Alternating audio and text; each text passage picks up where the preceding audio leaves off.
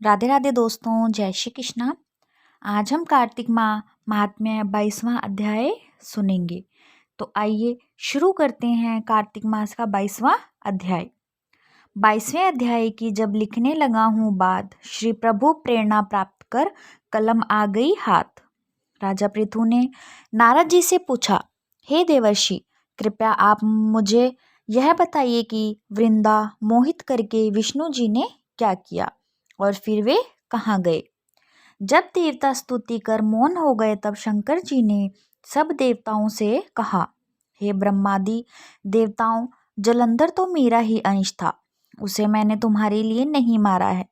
यह मेरी सांसारिक लीला थी। फिर भी आप लोग सत्य कहिए कि इससे आप सुखी हुए या नहीं।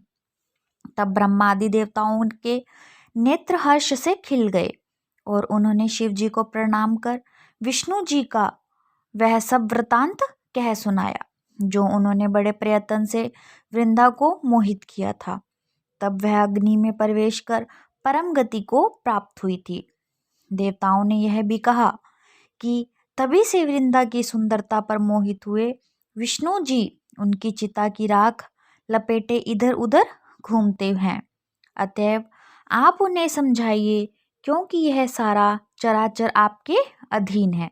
देवताओं से यह सारा वृतांत सुन शंकर जी ने उन्हें अपनी माया समझाई और कहा कि उसी से मोहित विष्णु भी काम के वश में हो गए हैं।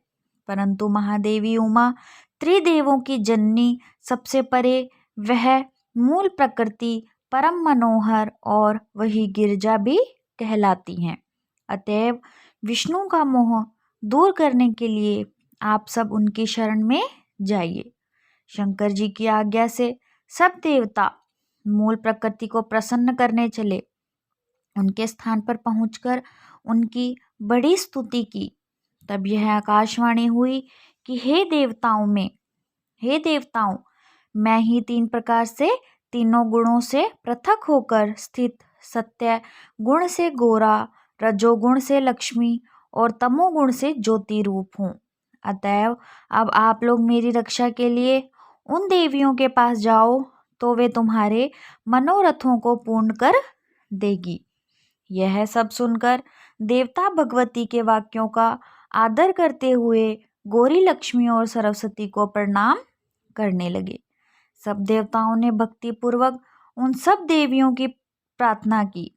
उस स्तुति से तीनों देवियां प्रकट हो गई। सभी देवताओं ने खुश होकर निवेदन किया। तब उन देवियों ने कुछ बीज देकर कहा, इसे ले जाकर बो दो तो तुम्हारे सब कार्य सिद्ध हो जाएंगे। ब्रह्मादि देवता उन बीजों को लेकर विष्णु जी के पास गए।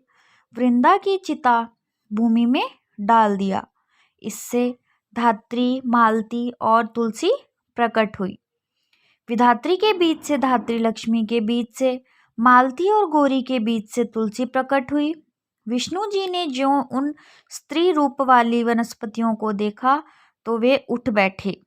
कामासक्त चित्त से मोहित हो उनसे याचना करने लगे। धात्री और तुलसी ने उनसे प्रीति की। विष्णु जी सारा दुख भूल देवताओं से मिले और अपने लोक बैकुंठ में चले। वह पहले की तरह सुखी होकर शंकर जी का स्मरण करने लगे। यह वाक्यांश शिव जी की भक्ति देने वाला है। और इसी के साथ हमारे यह कार्तिक माह का 22वां अध्याय पूर्ण हुआ। और आप लोगों को हमारी ये कथा कैसी लगी, आप लोग हमें कमेंट करके ज़रूर बताइएगा। और अगर आप लोगों को हमारी ये कथा पसंद आई तो हमारे चैनल को लाइक करें, ज़्यादा से ज़्यादा शेयर करें और सब्सक्राइब करें। धन्यवाद।